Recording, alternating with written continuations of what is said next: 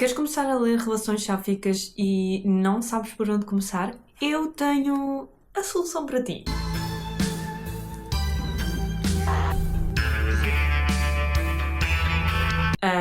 De facto, livros não me faltam para vos falar disto e eu até gostaria de ter muitos mais, mas eu tenho a seleção, a explicação que vocês precisam para escolher qual destes livros se adequa mais ao vosso gosto ou que vai ser mais.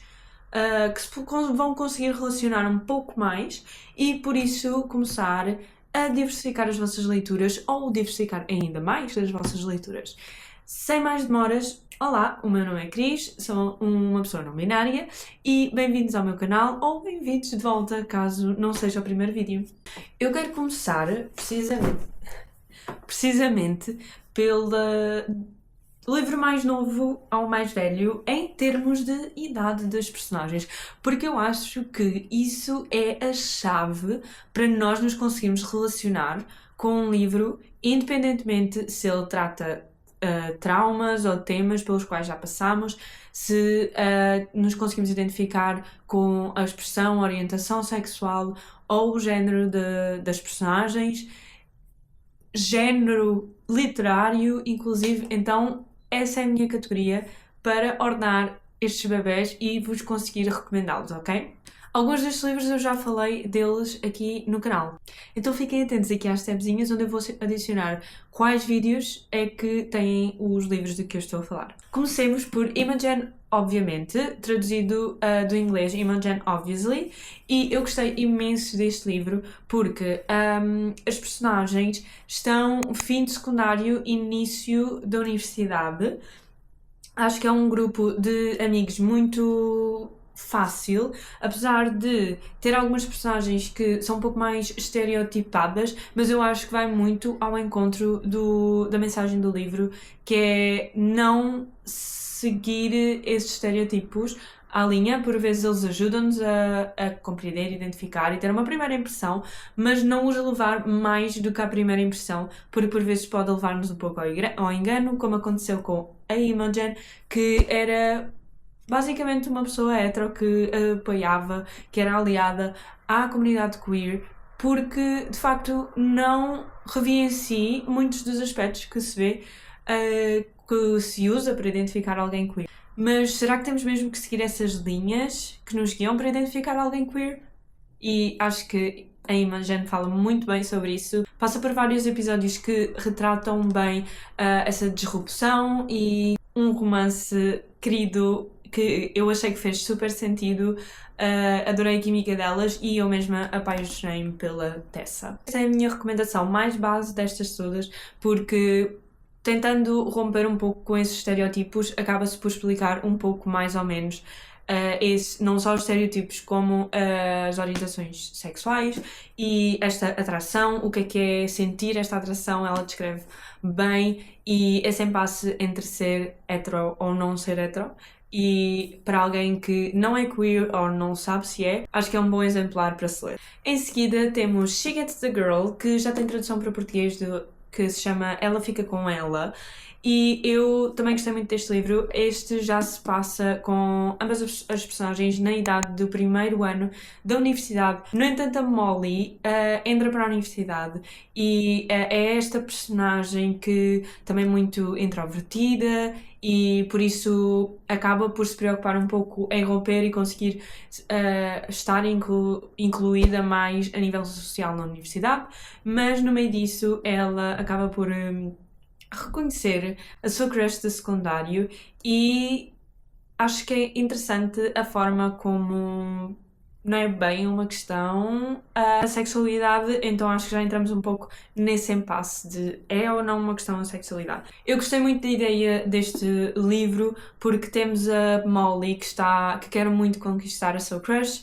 temos a Alex que conhece a Molly e tenta ajudá-la a conquistar a sua crush para demonstrar à sua ex-namorada de que na verdade é uma boa pessoa, mas adivinhem, elas começam a apaixonar-se uma pela outra e eu acho que acaba por nos dar uma típica história que seria de um romance hetero, mas agora sáfico. Então, se vocês querem um romance que é todo sáfico, mas tem nada a ver com explicar conceitos e etc., eu gostei deste. Em seguida, também um pouco na vibe de não explicar conceitos, etc., mas este sim, de romper com estereotipos, com expectativas, com papéis de género, temos Gwen e Art não estão apaixonados. Eu amei este livro, foi o meu favorito do ano passado. Não pude falar sobre ele na altura porque ele só foi lançado este mês e fui eu que traduzi. E eu adorei este livro. Ele é um romance de época em que nós temos o príncipe e a princesa. A princesa está destinada a casar com um lorde do reino vizinho e, na verdade, eles não estão apaixonados, como diz o título, e acabam por se apaixonar por outras duas personagens e, como podem calcular, queer as fuck. Mas os papéis de género continuam a ser homem com mulher, e homem vai a um cavaleiro e defende o seu reino, e uma mulher deve ficar em casa, cuidar da família, cuidar do seu reino em termos familiares, etc. E eles acabam por entrar um pouco num duelo com esses aspectos e explorá-los e tentar, não exatamente tentar rompê-los, acho que essa parte também foi muito interessante. Eles não os tentam romper, eles simplesmente vão agindo escondido, não escondido. E existe uma linha de história além do romance e foi muito isso que eu gostei aqui. Não diria que é exatamente para fãs de fantasia, lamentavelmente não tenho um exemplar para vocês disso, ainda tenho que eu procurar, fica o meu trabalho. No entanto, é de época, então pelo menos essa parte eu já vos consigo dar. E a Bridget Leclerc, this one here. Mulheres da minha vida, sabem? Mulheres da minha vida. E é agora que vocês começam, tipo, muito a entender que eu tenho um tipo. E esse tipo é sempre o interesse amoroso dos romances que eu leio. A próxima recomendação, não poderia faltar, é o One Last Stop, Uma Última Paragem. É a tradução para português. E Casey McQuiston, acho que já tínhamos falado aqui, se eu não me engano, não pode estar em falta nas vossas estantes, seja qual dos exemplares for, qual da obra que tenham. Portanto, eu acho que este definitivamente é uma relação, uma ficção mais adulta, não sendo totalmente adulta. Porquê? Porque a personagem principal, a August, ela já trabalha, então tem um pouco esse contexto de alguém que está a trabalhar e faz o caminho para casa, que vive em Nova York e tem colegas de casa, assim um pouco fora da norma, o que também é super interessante. E eu acho que aqui está, novamente, é mais um exemplar que não está aqui para romper diretamente com os conceitos, com os termos, mas sim para demonstrar e ser representativo, e eu adorei este livro por causa disto. A August acaba por se apaixonar por uma rapariga do metro, apesar de não acreditar já no amor, mas só vê Jane no metro, o que é o lado um bocadinho mais fantasioso deste livro. Novamente, não o caracterizo como fantasia, mas definitivamente tem uns posts para ali pim-pim.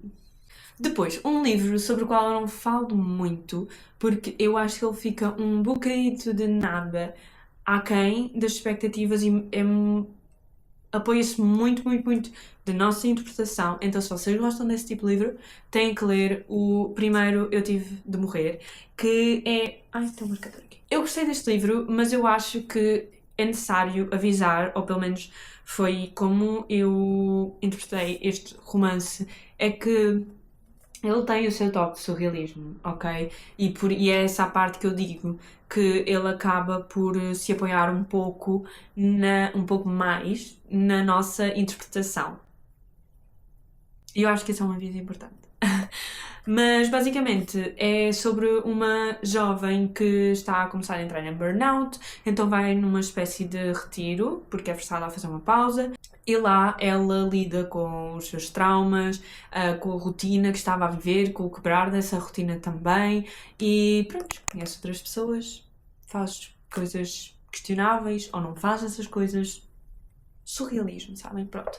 Eu diria que é surrealista, mas de facto eu não encontrei nenhum sítio que o caracterizasse como isso, mas acho que é um aviso necessário a fazer, porque ainda que eu tenha gostado, é preciso ter essa perspectiva, porque senão vocês vão só ficar, tipo, confusos e, contexto, sabem? Depois, e continuando nos adultos, temos Sorry Bro, que segue uma adulta NAR, e eu gosto de frisar adulta porque andamos a publicitar muitos young adults, mas os adults são mesmo bons.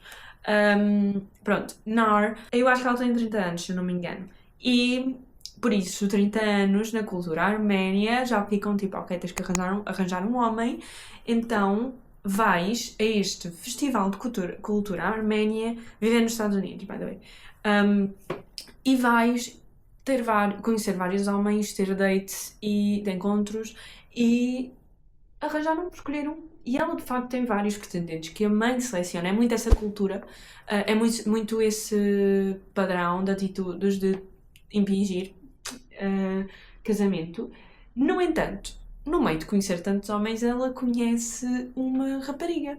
E é essa rapariga que a vai levar a romper essa heteronormatividade e a compreender, a sentir um pouco mais da sua própria cultura arménia e encaixar a sua sexualidade nela. E pronto, acho que é um bom livro. Ainda que ele retrate um coming out, acho que retrata muito bem o que é ser bissexual na cultura arménia ou não, numa cultura mais conservadora. E eu gostei muito dele porque também me mostrou muito sobre a própria cultura arménia, então eu acho que é mesmo uma boa escolha de leitura. Antes de continuar, comentem se ficarem interessados em algum livro, se já leram algum, e eu estou até mesmo a tentar trazer para todos os gostos, incluindo trashy. Imaginem, este livro eu gostei dele pura e simplesmente porque eu abracei o quão mau e despropositado ele estava a ser. Então, se vocês gostam de reality shows, é este livro que vocês têm que ler, ok? Tipo, ele não é muito grossinho. E fala basicamente, tipo, as protagonistas é um casal lésbico, já com 40 e tal anos, 50, não sei, pronto, doutoramentos e cenas assim. Não falo dos doutoramentos, mas uma delas é uma professora da universidade e acaba por se apaixonar por uma aluna de doutoramento e acaba por trair a sua esposa, e isto depois envolve muito mais de quererem ter filhos e escolhas, decisões muito tóxicas e erradas. E se vocês querem um livro que vos dá vibes de atitudes reality show, tipo daqueles americanos tipo Love is Blind, Too Hot to Handle, este amo-te mais do que te posso dizer. Por último, não podia faltar The Seven Husbands of Evelyn Hugo. Eu gostei muito deste livro, temos vídeo aqui no canal do Reading Vlog. Eu sei que é enorme, mas vale a pena porque temos Reading Vlog e temos opinião completa. Então eu também não tenho muito a dizer sobre ele. Vou dizer é que aí está.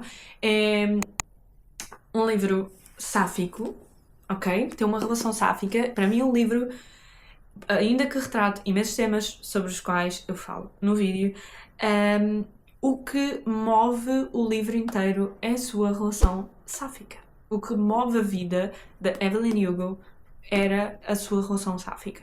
E eu gostei muito, muito, muito de ler, porque passa-se nos anos 80,